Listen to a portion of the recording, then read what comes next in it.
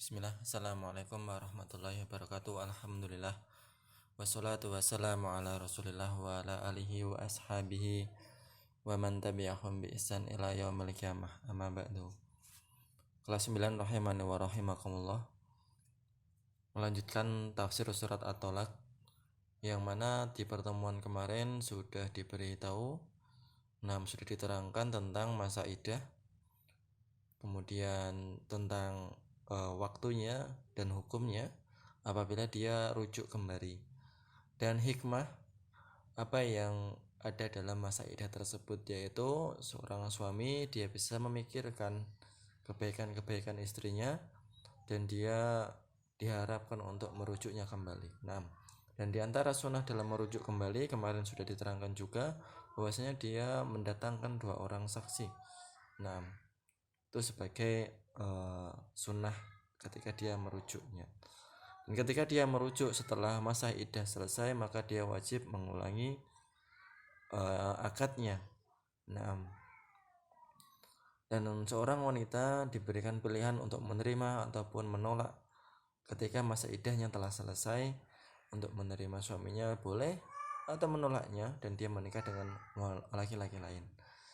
Itu juga boleh. Di dalam ayat kemudian Allah Subhanahu wa taala menyebutkan ketentuan waktu iddah bagi wanita yang terputus haidnya karena dia udah tua, menopause, atau dia terlalu muda, ya anak-anak yang dinikahi. Atau bagi wanita yang sedang hamil. Masa iddah bagi 3 golongan tersebut.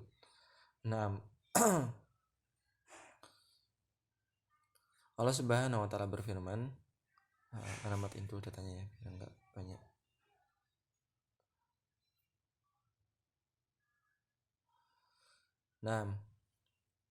Allah Subhanahu wa taala berfirman, a'udzubillahi minasyaitonirrajim, wala ya'isna minal mahid minan nisa'ikum in irtabtum fa iddatuhunna salasatu asyhur.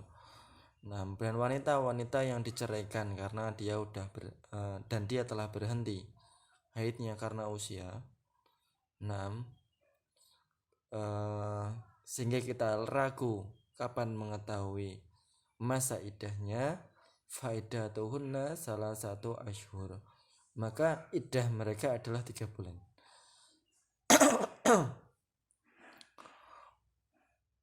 Dan juga lam yahid, dan juga orang yang belum mengalami haid.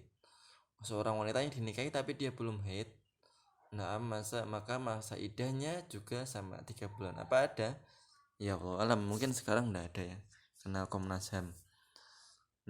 Jadi orang yang sudah berhenti haid karena usia, entah dia karena terlalu tua atau karena dia terlalu muda, maka dia masa iddahnya adalah 3 bulan.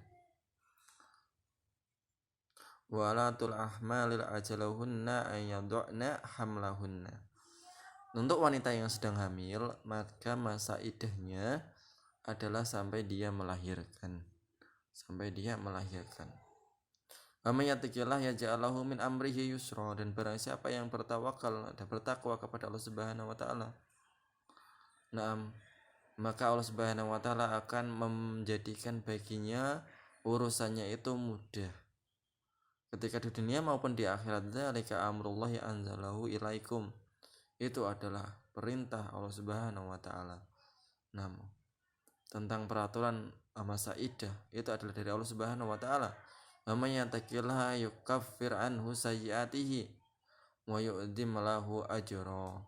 Dan barang siapa yang dia bertakwa kepada Allah Subhanahu wa taala, Allah Subhanahu wa taala akan mengampuni semua sayyi'atihim, kejelekan-kejelekannya. Wa yu'dzi lahum ajra, dan dia akan diberikan ganjaran yang besar. Faedah dan kesimpulan dari ayat ini, yang pertama, 3 golongan wanita yang diceraikan. Ya, ini yang pertama adalah wanita yang sudah menopause, sudah tua tapi cerai. Ini 3 bulan masa iddahnya. Kemudian wanita yang diceraikan dalam keadaan masih kecil, maka masa iddahnya juga sama, yaitu 3 bulan. Kemudian yang ketiga, yang sedang hamil masa iddahnya sampai dia melahirkan. Dan diantara juga yang kemarin juga sudah, golongan wanita yang diceraikan adalah wanita yang mengalami haid, masa iddahnya 3 kali haid. Ini di awal suratnya ini. Kemudian yang ketiga, masa iddah yang ditinggal mati oleh suaminya. Ini ada 2 macam juga. Yang pertama, ditinggal mati suaminya dalam keadaan dia hamil, maka waktu iddahnya adalah sampai melahirkan. Ditinggal mati dalam keadaan tidak hamil, maka waktu iddahnya adalah 4 bulan 10 hari. Jadi seorang yang ditinggal mati suaminya, kemudian dia dalam masa iddahnya, maka dia tidak boleh keluar dari rumahnya dalam waktu 4 bulan 10 hari. Tidak boleh. Kecuali hari-hari yang urgent sekali. Maka ini seorang harusnya bertakwa kepada Allah Subhanahu wa taala. Karena banyak orang tidak mengetahui apa itu masa iddah. Ini seorang wanita haram berkeliaran keluar rumahnya dalam masa iddahnya. Ditinggal suaminya sebulan kemudian karena dia stres di rumah, akhirnya dia keliling-keliling belanja-belanja. Itu enggak, ya itu haram hukumnya. Dia tidak boleh karena dia masih dalam masa iddahnya. Yang keempat, dalam ayat ini ya, sampai ayat ini dari yang pertama sampai yang kita bahas ini, banyak sekali perintah untuk bertakwa diulang-ulang. Diulang-ulangnya perintah untuk bertakwa dalam perkara cerai sebagai anjuran agar kedua pasangan tersebut betul-betul berpegang dengan hukum-hukum Allah. Agar tidak terjadi dalam kesalahan dalam perkara talak dan iddah. Ini perkara yang berat katanya. Hukum-hukum Allah wajib untuk diikuti karena hukum tersebut diturunkan agar manusia beramal dengannya. Banyak sekali ya anjuran untuk bertakwa, mayyattaqillah yaj'al lahu makhraja, mayyattaqillah yaj'al lahu amru yusra. Dan yang semisalnya.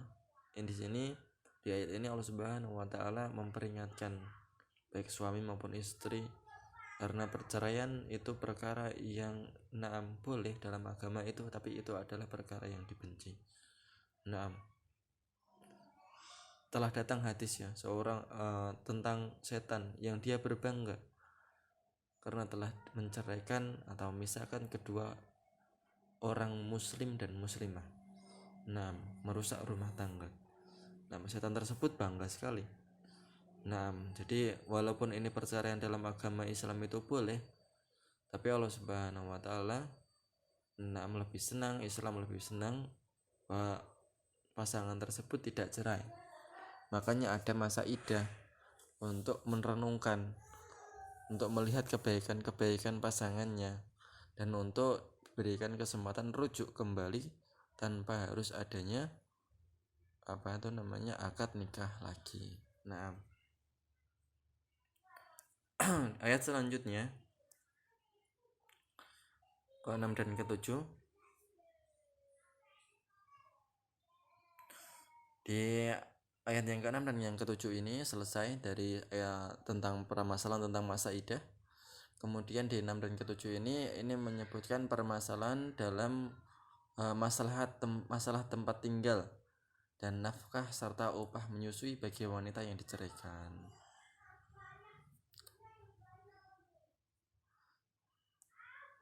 Allah Subhanahu wa taala berfirman, "A'udzubillahi minasyaitonirrajim. Askinuhunna min haitsu sakantum min wujdikum." Tempatkanlah askinuhunna, sakan tempat tinggal. Tempatkanlah mereka para wanita itu yang telah kalian ceraikan itu, selama mereka menjalani masa iddahnya di tempat yang kalian tinggal padanya. Sesuai dengan, jadi kita tinggal di situ ya istrinya tinggal di situ. Tidak boleh kita usir istri kita karena sudah ditalak satu dan masa iddahnya, dan tidak boleh juga seorang wanita keluar dari rumahnya dalam masa iddahnya tersebut. wala tudaruhunna litudayyiqu alaihinna, dan jangan kalian menimpakan mereka bahaya, jangan berikan madorot kepada mereka, naam, agar mereka merasa sempit di dalam rumah kalian. Jadi kita tidak boleh juga mengganggu mereka. Berikan hak mereka, berikan hak-hak istri itu, agar mereka tidak merasa sempit di dalam rumah. Udah ditalak, dikasarin lagi, akhirnya dia merasa sempit di rumah. Ya kasihan ya kalau kayak gini. Ya makanya ya besok kalau yang akhwat cari suami yang setia, ya semoga ya jangan sampai ya terjadi perceraian. Kasihan anak-anaknya, kasihan anaknya. Mending suaminya nikah lagi daripada dicerai, ya enggak. Jadi ya kasihan anak-anaknya, dia masih, apalagi kalau masih kecil, dia masih membutuhkan sosok ayah dan sosok ibu. Tapi karena keegoisan kedua pasangannya, mementingkan urusannya mereka sendiri, tidak berpikir panjang, akhirnya mereka harus bercerai. Kalau nggak sampai fatal banget ya jangan sampai bercerai.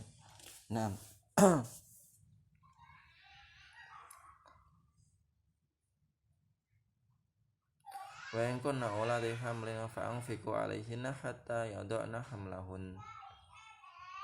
Ketika kalau istrinya itu yang diceraikan itu dalam keadaan hamil, maka fa'anfiqu 'alaihinna, nafkahi mereka, hatta yada'na hamlahunna, sampai mereka melahirkan anaknya. Fa in arada'na lakum fa'atuhunna ajuruhunna. Wa tamiru bainakum bima'rufin, dan apabila mereka arda'na lakum, menyusui anak-anak kalian, fa'atuhunna ajuruhunna, berilah upah kepada mereka, masih dinafkahi juga, berikan bayaran terhadap persusuan mereka. Dan hendaknya masing-masing memerintahkan kepada kebaikan supaya sikap lapang dada dan saling toleransi. Wa in ta'asartum fasaturdi'u lahu ukhra, apabila kalian tidak sepakat dalam penyusuan dengan ibunya, maka ayahnya boleh menyusukan anaknya kepada wanita lain, selain ibunya secara mutlak. Jadi kalau nggak setuju ya gak usah disusuin, tak susuin sama tetangga aja, ya nggak masalah, nggak apa-apa. Kalau zaman dahulu, zaman Nabi, ada tuh orang-orang yang memang mencari anak-anak untuk dipersusui. Seperti Bani Sa'ad ya, yang ketika mereka mencari anak persusuan di kota Mekah, dan kisahnya sangat masyhur ya. Halimah As-Sa'diyah, dia membawa Nabi Muhammad SAW untuk disusui, kemudian dikembalikan sama ibunya lagi, Aminah. Jadi di sini yang menyusui bukan ibunya, tapi orang lain. Ini hal yang lumrah pada saat itu, dan itu diperbolehkan. Yunfiqu sa'atin min sa'ah. Hendaknya seorang suami itu menafkahi istrinya dari keluasaan harta yang diberikan Allah Subhanahu wa taala, dan terhadap anaknya apabila suami memiliki kelapangan rezeki. Jadi nafkahnya tetap jalan, anak dan istrinya. Wa mam qaddara alaihi rizquhu fal yunfiq mimma atahullah. Tapi kalau ditakdirkan sempit rezekinya, dia fakir, tetap dia memberi nafkah dan rezeki yang diberikan Allah Subhanahu wa taala semampunya. La yukallifullahu nafsan illa ma ataha. Allah Subhanahu wa taala tidak membebani orang fakir sebagaimana orang yang kaya. Sayaj'alullahu ba'da usri yusra, dan Allah Subhanahu wa taala pasti akan menjadikan suatu yang sempit itu menjadi yusra, menjadi lapang, menjadi mudah. Suatu yang sulit itu menjadi mudah. Faedah dan kesimpulan dari ayat ini yang pertama, wanita yang diceraikan memiliki hak atas suaminya, berupa tempat tinggal dan perlakuan yang baik serta nafkah ya. Yang kedua, Wajib bagi suami yang menceraikan istrinya untuk menempatkan istrinya tersebut bersama dengan dirinya. 6. Yang ketiga, wajib menafkahi wanita yang dicerai dalam keadaan sampai dia melahirkan. 6. Yang keempat, nafkah menyusui merupakan kewajiban dan tanggung jawab ayah. 6. Yang kelima, wajib bagi kedua orang tua untuk bermusyawarah dalam perkataan yang membawa kebaikan bagi anak yang masih menyusu. 6. Tidak boleh bertengkar di hadapan anak-anaknya. 6. Yang keenam, apabila laki-laki dan wanita menjalankan adab-adab perceraian, maka mereka akan mendapatkan manfaat yang sangat besar darinya. 6. Tapi manusia pada hari ini telah melanggar ketentuan Allah. Udah cerai, bertengkar, cerai, selesai, pulang pergi minggat semua. Wah, itu. Jadi ini tidak seperti itu. Para wanita yang dicerai tidak lagi tinggal di rumah suaminya selama waktu iddah. Wanitanya pergi ke rumah orang tuanya. Maka banyak terjadi perceraian disebabkan manusia tidak berdiri di atas ketentuan-ketentuan Allah Subhanahu wa taala. Nah, pelajaran yang terakhir surat At-Tolak ini insyaallah kita lanjutkan di pertemuan ke depan. Aku qouli hadza. Assalamualaikum warahmatullahi wabarakatuh.